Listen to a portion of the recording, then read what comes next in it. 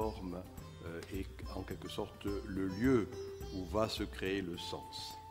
Donc dans le fond, il y a dans les séquences, dans la dimension séquentielle de ce qui n'est plus une démonstration, mais ce qui va être, si je reprends là un vieux mot français, une monstration, monstrer, montrer, avec la dimension même monstrueuse qu'il peut y avoir dans la monstration.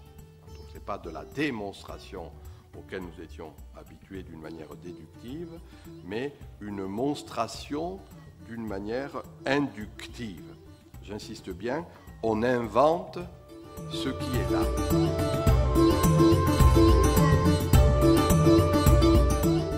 Me permettre un oxymore va montrer la corporéité de l'esprit. Rappelez-vous, je disais tout à l'heure, dans le fond, l'essence de l'Occident, c'est l'abstraction de l'esprit. Là, il y a une corporéisation de l'esprit. Je dis bien, c'est une structure oxymoronique. D'un point de vue rhétorique, l'oxymore est cela qu'on va retrouver dans le marketing, qu'on va retrouver dans la publicité, qu'on va retrouver dans la vie quotidienne, qu'on va retrouver dans la production filmique, etc., etc., etc. Et c'est cette corporéisation de l'esprit qui me paraît intéressante.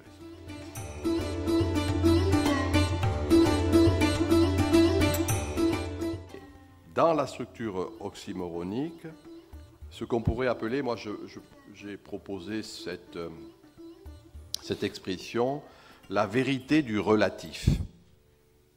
Et la vérité du relatif, c'est le relativisme de Simmel, hein, qui, je le rappelle, est une mise en relation et une relativisation, c'est-à-dire quelque chose qui est de l'ordre du métissage et quelque chose, bien sûr, qui renvoie à cette vitalité multiforme, polyculturalisme, plurilatéralisme.